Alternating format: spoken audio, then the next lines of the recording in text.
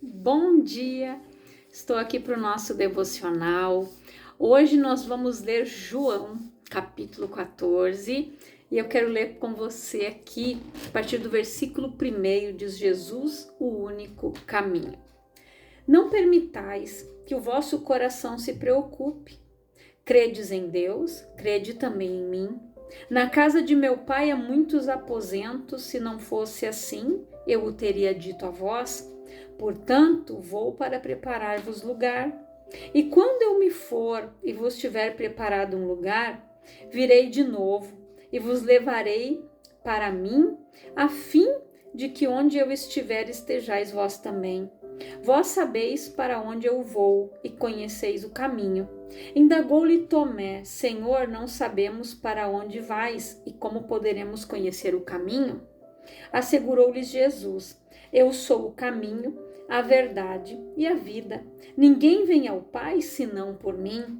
Se vós de fato tivesseis me conhecido, teríeis conhecido também a meu Pai, e desde agora vós o conheceis e o vistes. Solicitou-lhe Filipe: Senhor, mostra-nos o Pai, e isso é suficiente para nós. Então Jesus ministrou-lhes: Há tanto tempo estou convosco, e tu me tens conhecido, Filipe. Aquele que vê a mim, vê o Pai. Como podes dizer: mostra-nos o Pai? Não crês que eu estou no Pai e que o Pai está em mim? As palavras que eu vos digo, não as digo em minha própria autoridade, mas o Pai que habita em mim realiza as suas obras. Crede-me quando digo que estou no Pai e que o Pai está em mim. Crede ao menos por causa das mesmas obras. Em verdade vos asseguro que aquele que crê em mim fará também as obras que eu faço e outras maiores fará, pois eu vou para o meu Pai. E assim seja o que for que vós pedirdes em meu nome. Isso eu farei, a fim de que o Pai seja glorificado no Filho. Se vós pedirdes algo em meu nome, eu o farei. Se vós me amais, obedecereis aos meus mandamentos. Ou, dependendo da tua tradução, aquele que me ama guarda os meus mandamentos. Então aqui a gente vê que o cristão ele tem a mesma autoridade de Cristo para orar a Deus Pai, por isso deve eliminar toda petição egoísta e que não traga glória ao Senhor. E aqui, gente, onde está escrito, assegurou-lhes Jesus: Eu sou o caminho, a verdade e a vida. Está escrito com letra maiúscula, tá? Ele é o único caminho, ele é a verdade e ele é a vida. A vida eterna, ele é a vida é a vida em abundância. E aqui também, ninguém vem ao Pai a não ser por mim. Então, se você ler Gênesis, vai dizer o quê? Que quando Deus decidiu criar o homem, ele disse: e façamos o homem conforme a nossa imagem e a nossa semelhança. Ele estava falando com o Filho. Então Jesus ele estava desde o princípio da fundação. Quando a palavra diz que o Espírito pairava sobre a beira do abismo. Então é Deus Pai, Deus Filho e Espírito Santo. Quando Jesus desceu as águas do batismo, quando João Batista batizou Jesus, o que aconteceu? João soube identificar quem era Jesus, porque já lhe tinha dito que aquele que ele batizasse, que o céu se abrisse e que o Espírito viesse em forma corpórea de pomba, aquele era o Cordeiro que ia tirar o pecado do mundo. Então João, quando ele batizou Jesus, foi o que aconteceu. Quando o céu se abriu, o Espírito Santo desceu sobre Jesus, a voz que Jesus ouviu dizia o quê? Este é o meu filho amado em quem me comprazo. A Trindade estava ali. E logo depois disso, Jesus começou a sua trajetória aqui. Ele foi levado para o deserto pelo Espírito de Deus. Lá ele ficou 40 dias e 40 noites sem comer nada, jejuando, se consagrando. E depois desses 40 dias, Jesus foi tentado pelo diabo. E depois Jesus já começou, gente, pregar, curar. Jesus começou a evangelizar o povo, pregar a palavra, curar os doentes, libertar os enfermos, os endemoniados. Então Jesus começou a fazer as obras do Pai. Quando Filipe disse aqui, né, mostra-nos o Pai, isso é suficiente para nós. Gente, o Pai, ele já estava ali no Filho. Quando Jesus nasceu, quando ele veio, né? Quando ele foi concebido pelo Espírito Santo, em João capítulo 1 diz que ele é o verbo vivo que desceu dos céus, o verbo se fez carne, a palavra, a própria palavra se fez carne, o verbo é a palavra, gente. Então Jesus, quando João Batista disse que ele veio, né, para preparar o caminho, mas João Batista disse também que ele já existia antes dele. Olha o discernimento de João. João já sabia que Jesus já existia antes mesmo dele existir, antes mesmo dele ter sido concebido. Jesus já existia, porque ele é o verbo, ele é o Filho. Então Jesus, gente, é o único caminho, não tem outro caminho. É Jesus que é o caminho que nos leva ao Pai. Enquanto Jesus estava ali no meio deles, o próprio Deus estava ali. Por um determinado tempo, Deus estava ali, a presença de Deus que estava com o Filho. E eles não conseguiram perceber isso, gente. Por isso que Jesus disse que ele veio para os seus e os seus o rejeitaram. Eles não reconheceram Jesus. Jesus veio para os judeus. Os judeus não reconheceram Jesus como Messias, porque eles esperavam e esperam um Messias que vai vir, vai nascer num trono de glória, num berço de ouro, e não é isso. Jesus veio para nos ensinar a ser servos, a servir, porque Deus, na sua infinita misericórdia e bondade, como eu falei no devocional anterior, ele usa a munição que está em nós, que é a palavra, para pregar para essas pessoas. Ide pelo mundo e pregai o evangelho a toda criatura. Fazei discípulo de todas as nações. Então nós somos convocados a isso, a discipular, ensinar a palavra, solidificar aquela pessoa na rocha e deixar ela andar com seus próprios passos. Nós começamos assim também, como bebês espirituais na fé, e vão vir pessoas até nós que nós vamos ter que cuidar. Nós vamos ter que evangelizar, nós vamos ter que dar o leite, depois nós vamos dando a papinha, até ela ingerir o alimento sólido, até ela entender que ela tem poder para repreender e para expulsar o mal da sua vida, até ela entender que ela tem poder e autoridade em nome de Jesus para expulsar o mal da sua vida. Quando ela entender que Jesus é o único e suficiente Salvador da vida dela, que ele levou tudo sobre si naquela cruz, a dor, a culpa, a enfermidade, a maldição, o pecado, que ele nos trouxe a paz, o castigo que estava sobre ele nos trouxe a paz, e pelas suas pisaduras nós fomos sarados. Quando ela entende isso, ela começa a passar pelo processo de libertação. Quando eu entendi isso, eu orei e fui curada de várias ites, de várias dores e problemas que eu tinha, porque eu alimentava espíritos de enfermidade com a minha boca, porque eu dizia: a minha isso, o meu aquilo, o minha isso. Eu tomava posse do que não era meu. Mas quando eu entendi que o caminho que Jesus já tinha pregado na cruz, tudo isso junto com ele já tinha levado, que isso não era meu, eu devolvi para o dono delas, todas elas. Eu disse: Satanás, pega o que é teu e sai daqui. Eu não aceito essas enfermidades no meu corpo, porque isso não é meu. Jesus já levou todas elas lá na cruz.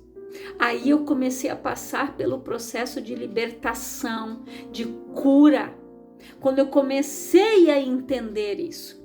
Então é isso que nós precisamos ensinando para as pessoas, de que Jesus já pagou o preço, que ela não precisa ficar mais se culpando, ela precisa se perdoar, porque Deus já perdoou ela. Se ela confessou, ela abandonou, ela não vai mais voltar a praticar aquilo ali, ela já recebeu o perdão. A palavra diz que por amor dele, ele não lembra. Ele lança no mar do esquecimento e ele não vai pescar lá de novo.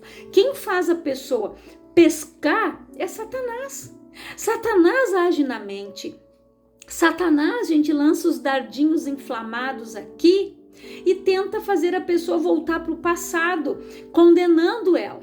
Lembra que você fez isso? Lembra que você fez aquilo? Lembra que tal pessoa isso? Lembra disso? Ele te traz à memória o que não presta. Ele te traz à memória aquilo que te feriu. Ele te traz à memória, mas não para você ser curada, mas para você ficar remoendo essas coisas, para você ficar ressentindo certas coisas, se sentindo culpada. Mas quando o Espírito Santo te traz à memória do que estava no teu inconsciente e traz para o consciente, é para que você seja curada ou curado, para que você coloque aos pés da cruz e diga: Jesus, eu pratiquei isso, me perdoa, eu errei, Senhor. Então, nós precisamos compreender estas coisas. Por isso que a palavra diz que o nosso entendimento tem que ser renovado. Quando a nossa mente é renovada, quando eu começo a compreender as coisas do reino, eu mudo as minhas atitudes. Eu não começo mais a me culpar. Eu não começo mais a achar culpados para minha dor, culpados para que eu possa estar me justificando. Não, a palavra diz: apresenta as tuas razões para que eu possa te justificar. Deus pode nos justificar, nós não.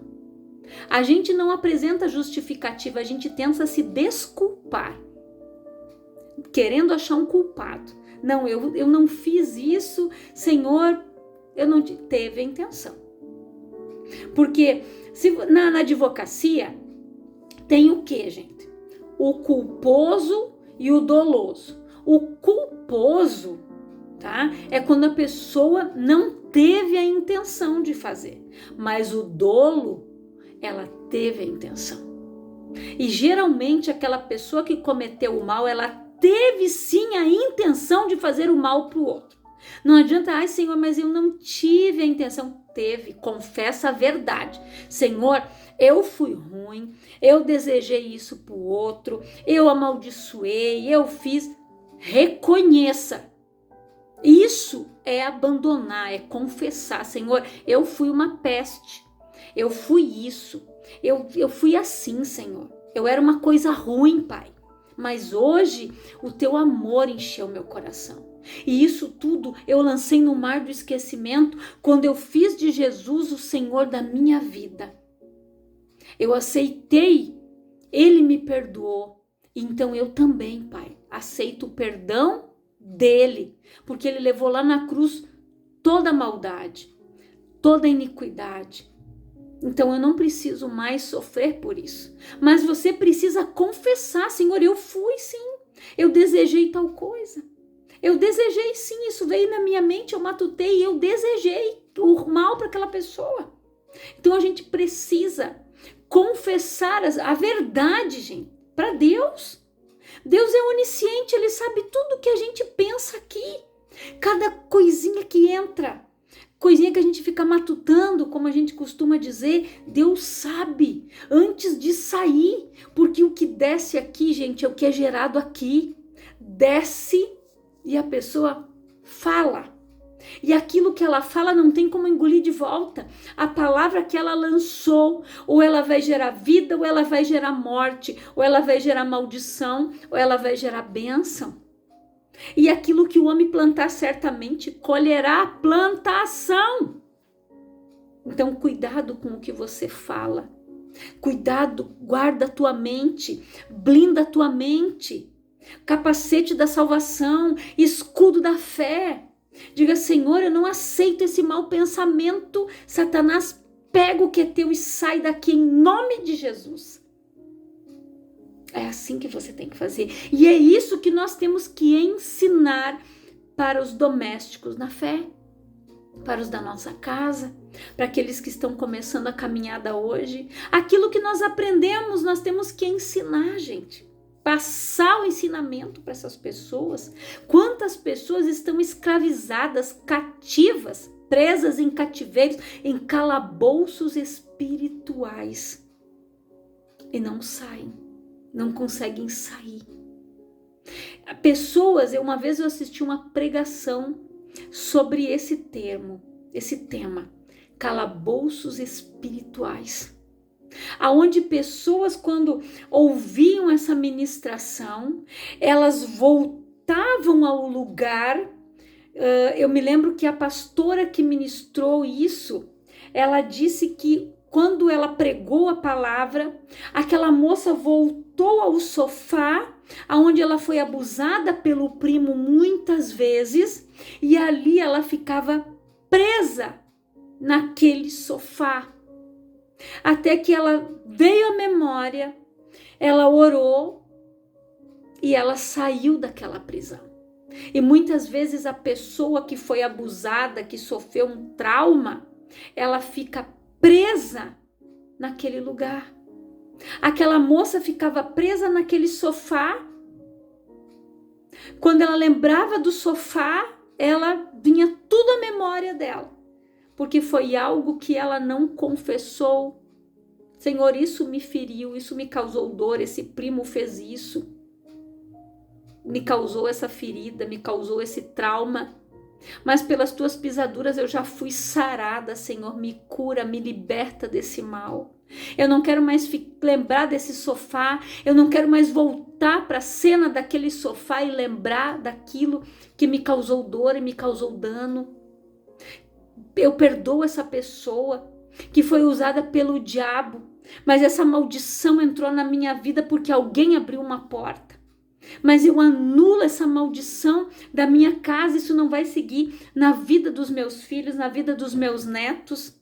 Às vezes é uma pessoa que sofreu isso e ela fica ali e na sua intimidade ela não é realizada com o seu esposo no seu casamento, porque ela ainda não desfez os laços, esse pacto de sangue que ela tinha com essa pessoa, porque num relacionamento de intimidade aquela pessoa tem um laço de sangue com a outra e ela ainda está presa, ela precisa orar e desfazer isso.